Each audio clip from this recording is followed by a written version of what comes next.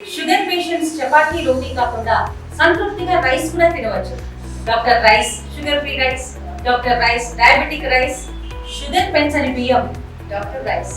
గత వైసీపీ ప్రభుత్వంలో రెవెన్యూ ఉద్యోగులపై పెట్టిన కేసులను కొట్టివేయడంతో పాటు సిపిఎస్ రద్దు చేయాలంటూ కూడా రాష్ట్ర వ్యాప్తంగా రెవెన్యూ ఉద్యోగుల సంఘం ఆధ్వర్యంలో ఆందోళన కార్యక్రమం నిర్వహిస్తున్నారు. ప్రస్తుతం ఈ రోజు పశ్చిమ గోదావరి జిల్లా భీమవరం కలెక్టరేట్ కార్యాలయం వద్ద రెవెన్యూ ఉద్యోగుల సంఘం ఆధ్వర్యంలో ఆందోళన కార్యక్రమం కూడా జలసులు వీరుకున్న డిమాండ్ ఏంటో రెవెన్యూ సంఘం నాయకులు ప్రధాన సమస్య ముఖ్యంగా ఏంటంటే ఈ రాష్ట్రంలో ఏ పని చేయాలన్నా కూడా రెవెన్యూ 2008లో వ్యవస్థ తీసుకొచ్చినప్పుడు 2002లో వ్యవస్థను వేసినప్పుడు సచివాలయాలు కలిపారు. రికార్డులు అస్తవ్యస్తం అయిపోయినాయి. మళ్ళీ 2008 వచ్చిన తర్వాత అప్పటి ప్రభుత్వం 2004 తర్వాత ఇందులో ఇచ్చారు. అప్పట్లో ఏం చేశారంటే క్లస్టర్ విధానంతో రాష్ట్రంలో ఒక రెవెన్యూ విలేజ్ ఒక వీఆర్ని పెట్టి పోస్టులు నియమించడం జరిగింది. 2014 గౌరవ ముఖ్యమంత్రి చంద్రబాబు నాయుడు గారు కూడా విధానం కొనసాగించారు. 2019 వచ్చిన తర్వాత పాత ప్రభుత్వంలో మళ్ళా ఇంకా ఎస్టాబ్లిష్ పెరగాలని చెప్పి 2000 మందికి ఒక సచివాలయ సిస్టమ్ తీసుకొచ్చారు. ఆ సచివాలయ సిస్టంలో 2000 జనాభాకి ఒక వీఆర్ ఉండాలని ఒక ఇతర సిబ్బందిని గత ప్రభుత్వం తీసుకొచ్చింది. కానీ ఏంటంటే సచివాలయ సిబ్బంది వేరు, రెవెన్యూ డిపార్ట్మెంట్ వేరు. ఎందుకంటే సచివాలయ సిబ్బంది 2019 తీసుకొచ్చే సిస్టమ్ పూర్వం నుంచి ఉన్న సిస్టాన్ని ఇప్పటికి మాకు ఏం చేస్తుందంటే సర్ప్లస్లో అంటే ఈ ప్రభుత్వం ఏం చేస్తుంది, కుటుంబ ప్రభుత్వం గత ప్రభుత్వంలో ఎక్కువ మంది తీసుకున్నారు, ఎంప్లాయీస్ ఎక్కువైపోయారు, ఒక సచివాలయం ఎక్కువ సచివాలయం తక్కువ ఉన్నారని చెప్పి రేషనలైజేషన్ పేరుతో ఏపీసీ కేటగిరీలతో 2500, 3000, 8000 ఆ జనాభా ప్రకారం ఒక ప్రక్రియ చేస్తున్నారు. దాంట్లో భాగంగా ఆ ప్రక్రియలు ఏం చేస్తున్నారంటే మల్టీపర్పస్ అని కొంతమందిని, అలాగే టెక్నికల్ పర్పస్ కొంతమంది తీసుకుంటున్నారు. మమ్మల్ని టెక్నికల్ పర్పస్గా చూపించి ఈ రాష్ట్రంలో 15,000 మంది పోస్టులు ఉన్నాయి. ప్రజెంట్ మేము 13,000 14,000 పనిచేస్తున్నాం. చూపిస్తే నిన్న ఈ నెల 17వ తారీఖు గౌరవ డైరెక్టర్ గారు జిఎస్డబ్ల్యూ డైరెక్టర్ గారు కమిషనర్ గారు ఏం చేశారంటే దాంట్లో వాళ్ళు చూపించిన సిస్టంలో ఒక గ్రామానికి సచివాలయానికి ఒక వీఆర్ఓని, ఇంకో సచివాలయానికి సర్వేని చూపించారు. అందువల్ల పోస్టింగ్లు ఎక్కడికి కనపడక అది వారం రోజుల నుంచి కూడా మా రాష్ట్రాల్లో ఉన్న గ్రామ రెవెన్యూ అధికారులు అదే వీఆర్ఎల్ కూడా భవిష్యత్తులో ప్రమోషన్లు రావని చెప్పి, అలాగే సర్వేలు కూడా ఆందోళన. మన గౌరవ జిఎస్డబ్ల్యూ మంత్రి గారు అంటారు అసలు ఉద్యోగులు తీయట్లేదని. ఉద్యోగులు తీయడం ఎవరి వల్ల అవ్వదు ఇప్పుడున్న పరిస్థితులు. ఎందుకంటే ఇంత పర్మనెంట్ ఉద్యోగులు తీస్తున్నాం అచ్చిపోతున్నారు. కానీ రేషనలైజేషన్లు ఈ విషయం మీద పూర్తి క్లారిటీ ఒకటి ఇంతమంది తగ్గితే కనుక మీకు ఈ రకంగా తీస్తాం, ఈ రకంగా చేస్తాం ముందస్తుగా ఉద్యోగ సంఘం చర్చ చేయడం మంచి అడిగాం మేము రెవెన్యూ మంత్రి గారిని కూడా. ఎవరికీ తెలియని పరిస్థితి. మా రెవెన్యూ డిపార్ట్మెంట్ ఉండి మేము కలెక్టర్ గారిని కలిస్తే ఆ విషయం మాకు తెలియదు అంటున్నారు. అలాగే మేము పైకి వెళ్ళిన సీసీఎల్కి వాళ్ళు తెలియదు అంటున్నారు. రెవెన్యూ సిస్టంలో ఎవరిని అడిగినా మాకు తెలియదు. అంటే రెవెన్యూకి సంబంధించిన సిస్టంలో రెవెన్యూ తెలియకుండా జిఎస్డబ్ల్యూ అంటే గ్రామ వార్డు సచివాలయం సెపరేట్ సిస్టమ్ అది.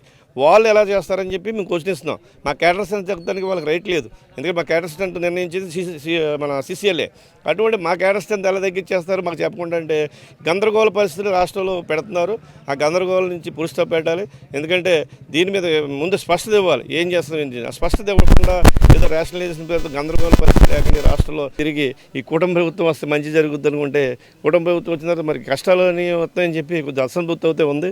ఈ అసంతృప్తి లేకుండా గౌరవ ముఖ్యమంత్రి గారు, ఉప ముఖ్యమంత్రి గారు, అలాగే లోకేష్ గారు మా ఉద్యోగుల సమస్యలు భాగంగానే మా రాష్ట్ర ఐక్యవేద చైర్మన్ గారు ఈ ఏపీజీఏ రాష్ట్ర కౌన్సిల్ సమావేశం రేపు 5వ తారీఖు విజయవాడలో భారీ ఇంకా ఏర్పాటు చేయడింది. మా గౌరవ ముఖ్యమంత్రి గారు కూడా పిలిచారు.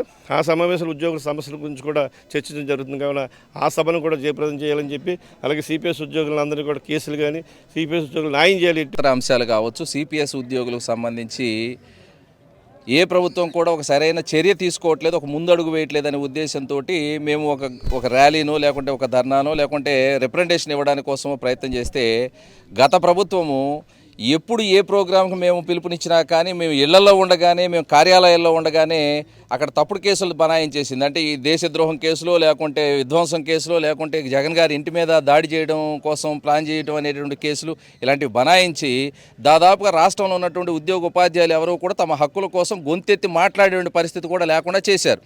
ఆ విధానాన్ని మేము నిరసిస్తూనే మరి కూటమి ప్రభుత్వానికి ఈ పోయిన ఎలక్షన్స్లో మేము మద్దతుగా నిలవడం జరిగింది. అయితే 1 సంవత్సర కాలంగా వచ్చినటువంటి కొత్త ప్రభుత్వం కూడా మాకు జరిగినటువంటి అన్యాయాన్ని ఎన్నిసార్లు వాళ్ళ దృష్టికి తీసుకెళ్ళినా, అధికారుల దృష్టికి తీసుకెళ్ళినా కానీ ఇప్పటి వరకు సరైన దిశలో స్పందించినటువంటి లేదా సమాధానం ఇచ్చినటువంటి సందర్భం కనిపించడం లేదు మాకు.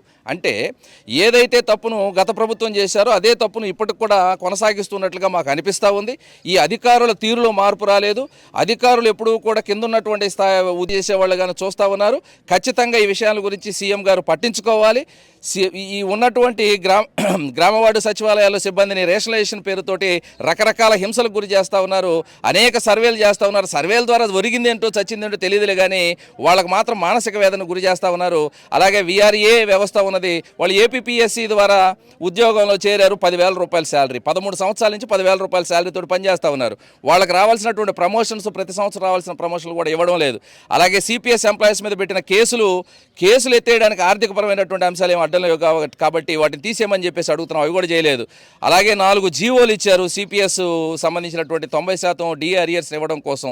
అంటే ప్రభుత్వాలు ఇచ్చినటువంటి జీవోల్ని ప్రభుత్వాలే పట్టించుకోకపోతే ఇంకెవరికి పోయి చెప్పాలి, దేవుడికి వినవించుకోవాలి అనేటటువంటి పరిస్థితులకు మేము వచ్చాం. ఇప్పుడు ప్రస్తుతానికి ఉన్నటువంటి కూటమి ప్రభుత్వం వచ్చిన తర్వాత కూడా ఉద్యోగుల ఉపాధ్యాయులకి ఏం చేసింది లేదు కాబట్టి కొంత అసంతృప్తితో మేము ఉన్నటువంటి విషయాన్ని గౌరవ ముఖ్యమంత్రి గారు అర్థం చేసుకోవాలి.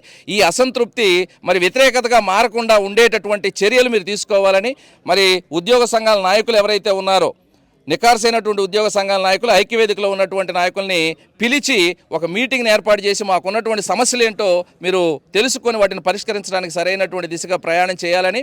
ఇక్కడ సమస్యలు సృష్టిస్తుంది అధికారులు, ప్రభుత్వం, కానీ ఆ సమస్యలకు సంబంధించినటువంటి బాధలు పడుతుంది మాత్రం ఉద్యోగస్తులు. మేమే విధమైనటువంటి తప్పులు చేయకపోయినప్పటికీ మా మీద అనేకమైనటువంటి సస్పెన్షన్లు, చీటికి మాటికి సస్పెన్షన్లు, చీటికి మాటికి మరి నోటీసులు అనేటటువంటిది ఒక్కసారి ప్రభుత్వ పెద్దలు కావచ్చు, అధికారులు కావచ్చు సమీక్షించుకోండి. ఎవరికైనా సరే ఉద్యోగస్తుడికి సస్పెన్షన్ అనేటువంటి చాలా పెద్ద విషయం. మీరు ఐఏఎస్ కావచ్చు, లేకుంటే ఇంకో పెద్ద ఆఫీసర్లుగా అది చాలా చిన్న విషయంలా కనిపించేదో చాక్లెట్లు పంచినట్లుగా పనిచేస్తూ ఉన్నారు. ఈ విషయంలో మేము ఈ అధికారులు కావచ్చు, ప్రభుత్వానికి కావచ్చు హెచ్చరిక చేస్తూ ఉన్నాం. మీ ఇష్టం వచ్చినట్లుగా మీరు సస్పెన్షన్లు చేస్తూ, నోటీసులు ఇస్తూ ఉద్యోగులను, ఉపాధ్యాయులను వేధిస్తే మాత్రం ఖచ్చితంగా ఇంకొక విధంగా కూడా బదులు చెప్పడం కోసం మేము సిద్ధంగా ఉంటామని తెలియజేస్తా ఉన్నాం. రాష్ట్ర ప్రభుత్వంపై రెవెన్యూ ఉద్యోగులు కాస్త వ్యతిరేకతతో ఉన్నారు. ఈ వ్యతిరేకత అనేది తీవ్రస్తరం కాకుండా రెవెన్యూ ఉద్యోగుల్ని, రెవెన్యూ సంఘాలను పిలిచి ప్రభుత్వం ఎప్పటికైనా ఈ సమస్యలను పరిష్కరిస్తేనే కానీ ఉద్యమం తప్పదంటున్నారు రెవెన్యూ సంఘం నాయకులు. వీడి చంద్రశేఖర్తో మనోజ్, RTV భీమవరం నుంచి. ఇండియా పాకిస్తాన్ తాజా అప్డేట్స్ కోసం డౌన్లోడ్ చేసుకోండి RTV లైవ్ యాప్.